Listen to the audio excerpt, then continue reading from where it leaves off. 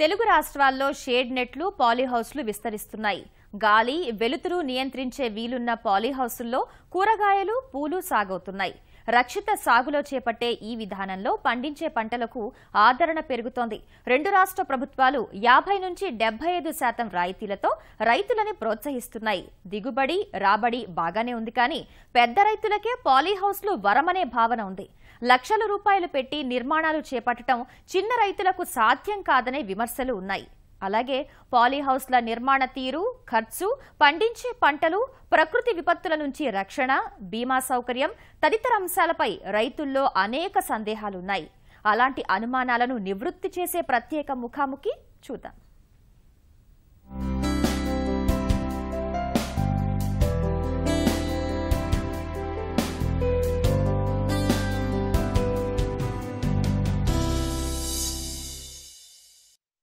తక్కువ విస్తీర్ణంలో అధిక ఫల సహాయాన్ని అందించే పాలీహౌస్ల నిర్మాణం వైపు రైతన్నలు ఆసక్తి చూపిస్తున్నారు. అందుకే తెలుగు రాష్ట్రాల ప్రభుత్వాలు పాలీహౌస్ల నిర్మాణానికి 50 నుంచి 75% రాయితీ ఇస్తూ రైతులను ప్రోత్సహిస్తుంది. అయితే ఈ పాలీహౌస్ల నిర్మాణంలో దిగుబడి, అదేవిధంగా ఆదాయం బాగానే ఉన్నప్పటికీ అది కేవలం పెద్ద రైతులకు మాత్రమే అనుకూలంగా ఉందనే ఒక భావన ఉంది. లక్షల రూపాయలు వెచ్చించి పాలీహౌస్ల నిర్మాణాన్ని నిర్మించుకోలేక చిన్న రైతులు ఇబ్బంది పడుతున్నారనే ఒక అపవాదు కూడా ఉంది.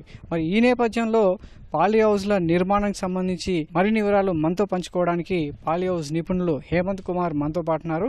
ఆయన అడిగి ఈ పాలీహౌస్ల నిర్మాణం చిన్న రైతులకు ఏ విధంగా లాభదాయకంగా ఉంటుంది, అందులో ఎలాంటి మెలకువలు పాటిస్తే అధిక లాభాలను ఆర్జించవచ్చు అనేది ఆయన అడిగి తెలుసుకుందాం. హలో హేమంత్ గారు, మరి ఈ పాలీహౌస్ల నిర్మాణం ప్రస్తుతం ఏ విధంగా ఉంది, రైతులకు ఎంతవరకు లాభంగా ఉందంటారు? పాలీహౌస్ల నిర్మాణం అనేది రైతులకి యాక్చువల్గా లాభదాయకమేనండి. ఇది కాకపోతే వాళ్ళ దగ్గరికి ఇన్ఫర్మేషన్ అనేది కరెక్ట్ గా వెళ్ళకపోవడం వలన ఎక్కువ మంది రైతులు ఎంకరేజ్ కాలేక, అది కట్టే విధానం గానీ లేకపోతే లోపల పండించే విధానం గానీ ఇంకా కావాల్సిన అడిషనల్ సపోర్ట్ అనేది ఏ ఉండాలి అన్న విషయం తెలియక కొంతమంది రైతులు కట్టిన తర్వాత లాస్ అవుతున్నారు. ఇవన్నీ తెలుసుకొని ముందుకి ప్రారంభించిన వాళ్ళు మాత్రం బాగా లాభపడుతున్నారండి. Polyhouse, shade net, green house ఇలా రకరకాలుగా ఉన్నాయి.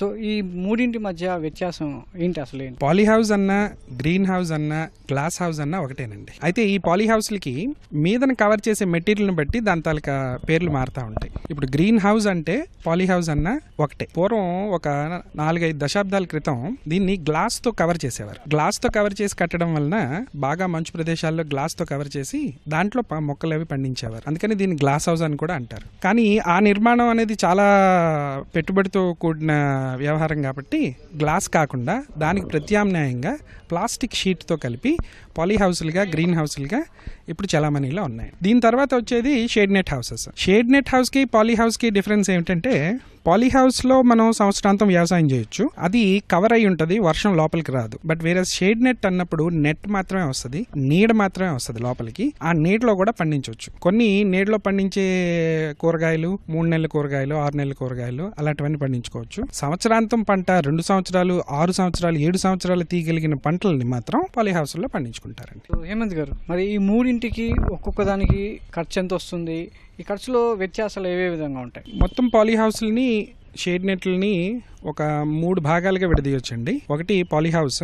పాలీహౌస్ లో 2 రకాలు ఉంటాయి. న్యాచురల్లీ వెంటిలేటెడ్ పాలీహౌస్ అని, ఫుల్లీ వెంటిలేటెడ్ పాలీహౌస్ అని. ఫుల్లీ ఆటోమేటిక్ పాలీహౌస్ అనేది చాలా ఖరీదుతో కూడుకున్న వ్యవహారం అది. లేదా ల్యాబొరేటరీలు కట్టుకున్న వాళ్ళకి కానీ అవి బాగా ఉపయోగపడతాయి. ఒక సాధారణ రైతుకి మాత్రం న్యాచురల్లీ వెంటిలేటెడ్ పాలీహౌసెస్ మాత్రమే లాభదాయకంగా ఉంటాయి. పాలీహౌస్ కట్టడానికి పెట్టుబడి లేనప్పుడు షేడ్ నెట్లకు వెళ్ళి మంచి ఆరోగ్యకరమైన నారుని కానీ, లేకపోతే కూరగాయలు కానీ, ఆకుకూరలు కానీ, కూరగాయలు అవన్నీ పండించడానికి షేడ్ నెట్ బాగుంటుంది. షేడ్ నెట్ లో వర్షం పడినప్పుడు నీరు లోపలికి వస్తుంది కాబట్టి దాంట్లో మన సంవత్సరాంతం పంటని ఎక్స్పెక్ట్ చేయలేం. ఒక 6 నుంచి 9 నెలల వరకు దాంట్లో పంటలు మంచి దిగుబడితో, ఇంచుమించు పాలీహౌస్ దిగుబడితో కూడా షేడ్ నెట్ లో కూడా తీయొచ్చండి. పాలీహౌస్ లో చేసినప్పుడు మాత్రం సంవత్సరాంతం పంట తీయొచ్చు. కొన్ని పంటలు 2-3 సంవత్సరాల వరకు నారు మార్చకుండా పంట తీయొచ్చు. అదే ఫ్లోరికల్చర్ లోకి వెళ్ళి ఫ్లవర్స్ లో తీసుకుంటే బాగా చేయగలిగి అనుభవం ఉన్న వాళ్ళు 7 సంవత్సరాల వరకు కూడా పంటను మార్చకుండా నిలబెట్టొచ్చు. రోజుని కరెక్ట్ గా పండించగలిగితే మాత్రం 7 సంవత్సరాల వరకు పంట మార్చక్కర్లేదు. పెట్టుబడి విషయాలకు వచ్చినప్పుడు షేడ్ నెట్ హౌస్లు అనేవి మినిమం 400 నుంచి 700 రూపాయలు స్క్వేర్ మీటర్ వరకు ఖరీదవుతుందండి. వీటిల్లో 50% సబ్సిడీ అనేది గవర్నమెంట్ ఇస్తుంది. పాలీ హౌస్ అనేది 840 నుంచి 1040 రూపాయల వరకు స్క్వేర్ మీటర్ కాస్ట్ ఉంటుంది. షెడ్ సైజ్ తగ్గిపోతున్న కొలది కాస్ట్ అనేది పెరిగిపోతూ ఉంటుంది. షెడ్ సైజ్ పెరిగిపోతున్న కొలది కాస్ట్ అనేది తగ్గిపోతూ ఉంటుంది. సో రైతులు ఈ పాలీ హౌస్ పెట్టే విస్తీర్ణాన్ని నిర్ణయించి దాన్ని డిపార్ట్మెంట్కి చెప్పి వాళ్ళు ఇచ్చే కాగితం మీద ఎంత సబ్సిడీ వస్తుంది అనేది కూడా నిర్ణయించుకొని ముందే కాగితం తీసుకున్న తర్వాత బ్యాంక్ లోన్కి వెళ్ళి పాలీ హౌస్ కట్టడం అనేది మంచిదండి. ఫుల్లీ వెంటిలేటెడ్ పాలీ హౌస్కి వచ్చేసరికి 1400 నుంచి 1800 స్క్వేర్ మీటర్ కాస్ట్ అయిపోద్ది. అంటే తెలుగు రాష్ట్రాలకి న్యాచురల్లీ వెంటిలేటెడ్ పాలీ హౌస్ అనేది కరెక్ట్ గా సరిపోయే విధానం అండి. పాలీ హౌస్ల నిర్మాణం ఎవరికి అనుకూలంగా ఉంటుంది? షేడ్ నెట్స్ల నిర్మాణం ఏ రైతులకి ఇది లాభదాయకంగా ఉంటుంది? పాలీ హౌస్ల్లో కూరగాయలు దిగుబడులు దానికి వచ్చే రేటుని బట్టి వాళ్ళ ఆర్థిక పరిస్థితిని బట్టి వాళ్ళు డిసైడ్ అయ్యి పాలీ హౌస్ అనేది వేయాలి. వాళ్ళ భూమి విస్తీర్ణం, వాళ్ళ పరిసరాలు, అక్కడ లభ్యమయ్యే కరెంటు, వాటర్, వీటిలన్నింటినీ చూసి మనం పాలీ హౌస్ ఎన్ని కడితే బాగుంటుంది, ఎంత విస్తీర్ణం కడితే బాగుంటుంది అని కూడా నిర్ణయించాల్సి ఉంటుంది. మన దగ్గర డబ్బులుండి ఆర్థికంగా మనం 1 కోటి రూపాయలు పెట్టుబడి పెట్టగలిగిన అక్కడ నీరు లేనప్పుడు అక్కడ పాలీ హౌస్ పెట్టడం అనేది వేస్ట్. లేదా నీరుండి పవర్ లేనప్పుడు దానికి ప్రత్యామ్నాయాలు చూడకుండా పాలీ హౌస్లు పెట్టడానికి ముందుకు వెళ్ళకూడదు. ఎందుకంటే నీరు, పవర్ అనేవి ఈ రెండు ప్రప్రథంగా చాలా ముఖ్యం. డబ్బులు, ఆర్థిక పరిస్థితి బ్యాంక్ లోన్ వచ్చినంత మాత్రాన మనం పాలీ హౌస్లు కట్టడానికి ఎంకరేజ్ చేయకూడదు. ఈ పరిస్థితులు అక్కడ అన్ని వాతావరణ పరిస్థితులు కానీ నీరు, కరెంటు లభ్యత ఉన్న తర్వాత మాత్రమే వాళ్ళు ఎంత విస్తీర్ణం కడితే బాగుంటుంది అనేది అక్కడ వచ్చే వాటరే డిసైడ్ చేస్తుందండి. హేమంత్ గారు, ఒక 1/2 ఎకరంలో పాలీ హౌస్ నిర్మాణం చేపట్టాలంటే దానికి ఎంత ఖర్చు అవుతుంది? 9 లక్షల రూపాయలు ఒక 1/2 ఎకరానికి అవుతుందండి. ఎప్పుడు వాళ్ళకి పవర్, వాటర్ అనేవి ఉన్నాయి అంటే 9 లక్షల రూపాయల్లో మనం ఒక 1/2 ఎకరం వేయొచ్చు. ఒక ఎకరం వేయాలి అనుకుంటే మాత్రం 36 లక్షల రూపాయలు అవుతుంది. ఆ పెట్టే ఖర్చు మీద 50% హార్టికల్చర్ డిపార్ట్మెంట్ సబ్సిడీ ఇస్తుంది. పాలీ హౌస్లో ప్రస్తుతం ఏ పంటలకు అనుకూలంగా ఉన్నాయి? ఏ పంట పెడితే త్వరగా పెట్టుబడి చేతికి వస్తుంది? ఇప్పటికి మాకున్న అనుభవం ప్రకారం కూరగాయ పంటలు వేసిన తర్వాత వచ్చే దిగుబడులు ఎక్కువ ఉన్నా కూడా మార్కెట్లో రేట్లు తాలూకా ఫ్లక్చువేషన్ మారిపోవడం వలన ఎగ్జాటిక్ వెజిటబుల్స్ పండించడంలో కూడా రైతుకి సరైన గిట్టుబాటు ధర రావటం లేదండి. ఉదాహరణకి 3 సంవత్సరాల క్రితం మొత్తం రెండు తెలుగు రాష్ట్రాల్లో క్యాప్సికమ్ పండించే రైతులు ఎక్కువ ఉండేవారు. అప్పుడు హోల్సేల్గా వీళ్ళకి 35 నుంచి 40 రూపాయలు కేజీకి వచ్చేది. అంటే ఒక ఎకరానికి ఎట్ట లేదన్నా 40 నుంచి 50 టన్నులు దిగుబడి తీసేవారు. సంవత్సరానికి 16 లక్షల రూపాయలు ఒక ఎకరంలోంచి వాళ్ళు ఇంచుమించు రాబడి తెచ్చేవారు. కానీ ఒక సంవత్సరం నుంచి క్యాప్సికమ్ ధరలు భయంకరంగా పడిపోవడం వలన 15 నుంచి 16 రూపాయలకు మించి కేజీకి ధర పలకట్లేదు. వీళ్ళకి మొత్తం మీద 3 నుంచి 4 లక్షల రూపాయలు కూడా ఒక ఎకరంలో దిగుబడి రావట్లేదు. అలాగని పాలీ హౌస్ల్లో ఫ్లోరికల్చర్ మీద, పువ్వులు పండించడం మీద దృష్టి సారిస్తే పువ్వులకి ఎప్పుడు ఎక్కువ డిమాండ్ అనేది ఉంటుంది. సంవత్సరాంతం మనం పువ్వుల్ని పాలీ హౌస్లో పండించవచ్చు కాబట్టి రైతుకి 50 నుంచి 70 రూపాయలు కేజీకి వచ్చే మార్గం సంవత్సరాంతం ఉంటుంది. ప్రాథమిక దశ నుంచే అంటే క్షేత్రస్థాయిలోనే పాలీ హౌస్ నిర్మాణం చేపడతామని భావించినప్పటి నుంచే పాలీ హౌస్ నిర్మాణంలో ఎలాంటి జాగ్రత్తలు తీసుకోవాలి? అసలు ఆ సైట్కి వెళ్ళి చూసి అవగాహన తెచ్చుకొని వాళ్ళకి మంచి సలహా ఇవ్వడం అనేది చాలా ఇంపార్టెంట్ అండి. చుట్టుపక్కల ఉన్న పరిసరాలు మన పాలీ హౌస్ మీద కూడా ప్రభావం చూపిస్తాయి. అంటే పెద్ద చెట్లు ఉండకూడదు, అలాగని పౌల్ట్రీలకి లేకపోతే డైరీ ఫామ్లకి చాలా దగ్గరగా పెట్టకూడదు. పెడుతున్నప్పుడు వాటి నుంచి వచ్చే ఈగలు, దోమలు అనేవి బాగా ఎక్కువ ఇబ్బంది పెడతాయి. అదేవిధంగా పెద్ద పెద్ద చెట్లు ఉన్నప్పుడు ఆ చెట్లను తీసేసి పాలీ హౌస్లు కట్టడానికి ఫస్ట్ లొకేషన్ ని మనం ఐడెంటిఫై చేయాలి. ఈ లొకేషన్ ఐడెంటిఫై చేసి ఇక్కడ పాలీ హౌస్ కట్టొచ్చు అని చేసిన తర్వాత అక్కడ మట్టి, నీటి పరీక్షలు మాత్రం ప్రాపర్ గా జరిపించాలి. ఈ మట్టి పరీక్ష, నీటి పరీక్షని ఆధారంగా చేసుకొని మనం కొత్త మట్టి, గత్తాలు బయట నుంచి తేవాలా లేకపోతే ఉన్న మట్టి సరిపోతుందా అనేది ఒక నిర్ణయానికి వస్తాం. ఆ నిర్ణయం అయిన తర్వాత అక్కడ మనం కట్టొచ్చు, ఈ కూరగాయలు కానీ, ఈ పళ్ళు కానీ, లేకపోతే పువ్వులు కానీ పండించవచ్చు అనేది ఆ నిపుణులు ఇచ్చిన సలహా మీద, అక్కడ మనకి లభించే వాటర్ లభ్యత మీద, నీటి లభ్యత మీద, ఇంత విస్తీర్ణం ఈ ఏరియాలో మీరు కట్టుకున్నా పర్వాలేదు అన్న సలహా తీసుకొని ముందుకు వెళ్ళడం మంచిదండి రైతులు. సార్, మరి ఈ పాలీ హౌస్లకు సంబంధించి మరి ప్రకృతి విపత్తుల నుంచి, భీకరమైనటువంటి గాలులు కానీ, వర్షాల నుంచి ఈ పంటలను రక్షించుకోవడానికి రైతులు ఎలాంటి జాగ్రత్తలు తీసుకుంటే మంచిది? తుఫాను గాలులు వచ్చినప్పుడు కూడా మన పాలీ హౌస్లు అనేవి తట్టుకోగలవండి. అంటే 140 కిలోమీటర్ల వేగంతో గాలులు వచ్చినా కూడా మన పాలీ హౌస్లు అనేవి తట్టుకోగలుగుతాయి. అసలు ఈ విపత్తుల్ని ఎదుర్కొని నిలబడగలడానికి అనుగుణంగానే సెంట్రల్ గవర్నమెంట్ లో సైంటిస్టులు అన్న వాళ్ళు డిజైన్ చేసింది ఈ పాలీ హౌస్ స్ట్రక్చర్. భయంకరమైన గాలులు వచ్చినప్పుడు మాత్రం ఎంతో కొంత ఫిల్మ్ అనేది చెరగడం అనేది జరుగుతుంది. కానీ పాలీ హౌస్ కు మాత్రం ఒక 50 సంవత్సరాల వరకు అది పాడయ్యే ఛాన్స్ ఉండదు. గాల్వనైజ్డ్ ఐరన్ తో చేసిన పైపులతో చేసిన స్ట్రక్చర్ కాబట్టి ఒక 50 సంవత్సరాల వరకు దానికి లైఫ్ అనేది ఉంటుంది. ప్రతి 4 నుంచి 5 సంవత్సరాలకి ఫిల్మ్ అనేది ఎలాగా మార్చాలి. కానీ అతి భయంకరమైన తుఫానులు కానీ గాలులు కానీ వచ్చినప్పుడు చిరిగిపోయిన పేపర్ను మాత్రమే తీసి రిప్లేస్ చేసుకునే అవకాశం అనేది కూడా ఈ పాలీ హౌస్లో ఉంది. లక్షల రూపాయలు ఖర్చు చేసి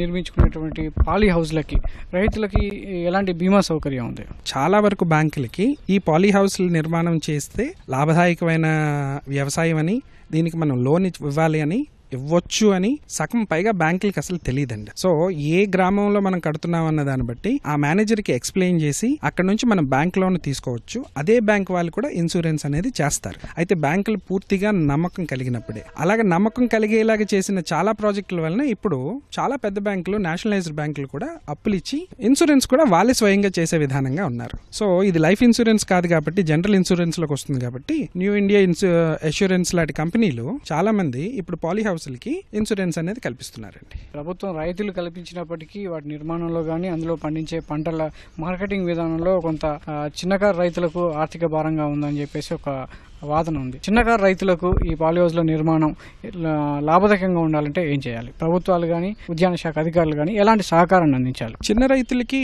అంటే వాళ్ళు పావెకరం అరెకరం వేయలేకపోయినా పావెకరంలో సగమైనా వేసుకుని వాళ్ళ జీవనాన్ని గడపొచ్చండి. అంటే 500 స్క్వేర్ మీటర్లు కానీ ఒక పాలీ హౌస్ కానీ వేసుకున్నా కూడా వాళ్ళ తాలూకా జీవనాన్ని, ఒక ఫ్యామిలీ మొత్తాన్ని నెట్టుకెళ్లే ఆర్థిక లభ్యత మాత్రం ఒక చిన్న పాలీ హౌస్లో ఉంటుంది. ఇవే పాలీ హౌస్లు పైపులతోనే వేయాలి అని ఏమీ లేదండి. ఇక్కడ సిక్కిం లాంటి రాష్ట్రాల్లో కొన్ని వేల పాలీ హౌస్లు వెదురుతో వేశారండి. గవర్నమెంట్ అక్కడ 100% సబ్సిడీ ఇచ్చింది. సో అదే విధంగా మన రాష్ట్రాల్లో కూడా వెదురుతో కూడా వేయొచ్చు. ట్రైబల్స్లో, కొండ ప్రాంతాల్లో చిన్న రైతులకి ఆర్థిక సహాయం ఉండేలాగా ఇలాంటి స్కీమ్స్ కూడా వాళ్ళకి కూడా తయారు చేసి పెట్టారండి.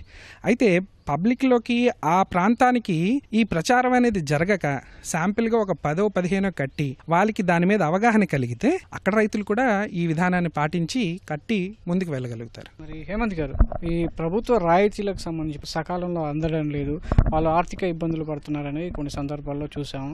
ప్రభుత్వ కార్యాలయాలు, ఉద్యాన శాఖ కార్యాలయాల చుట్టూ తిరిగిన సందర్భాలు కూడా ఉన్నాయి.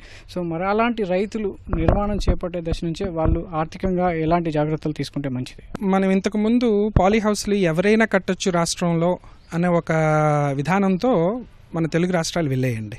కానీ ఒక 2 సంవత్సరాల నుంచి కట్టగలిగిన వాళ్ళు, బాగా కట్టిన వాళ్ళు, కట్టి రైతుకి మంచి సలహా ఇచ్చి అతన్ని అభివృద్ధి పదంలో నడిపించడానికి వచ్చిన అతిపెద్ద పాలీ హౌస్ నిర్మాణం చేసిన వాళ్ళని ఎంపానల్మెంట్ అనేది జరిగిందండి. ఆ ఎంపానల్ చేసిన వాళ్ళు వచ్చి కడితే ఈ సబ్సిడీ రిలీజ్ చేయడంలో గవర్నమెంట్ నుంచి ఏమాత్రం లోపం ఉండదు. మహా అయితే పేపర్ వర్క్ వలన ఒక 1-2 నెలల్లో వాళ్ళ ఆర్థిక సాయం అనేది వాళ్ళు 50% సబ్సిడీ అనేది వచ్చేస్తుందండి. ఇంతకు ముందు కట్టినప్పుడు 2 సంవత్సరాల క్రితం కట్టినప్పుడు భారతదేశంలో నలుమూలల నుంచి ఎవరైనా వచ్చి పాలీ హౌస్ కట్టొచ్చు అని ఒక విధానం ఉండడం వలన, లేదా రైతు సొంతగా కట్టుకోవచ్చు అని ఒక విధానం ఉండడం వలన వాళ్ళు కట్టిన పాలీ హౌస్లు గవర్నమెంట్ అనుకున్న స్టాండర్డ్స్ కి లేకపోవడం వలన ఈ సబ్సిడీ రిలీజ్ చేసే విధానంలో లేట్ అనేది జరగొచ్చండి. అంతే తప్ప కానీ గవర్నమెంట్ తరపు నుంచి ఎప్పుడూ లేట్ జరగలేదు. ఈ గత 3 సంవత్సరాల్లో జరిగిన ఏ ప్రాజెక్ట్ లో కూడా సబ్సిడీ అనేది కరెక్ట్ గానే అందింది.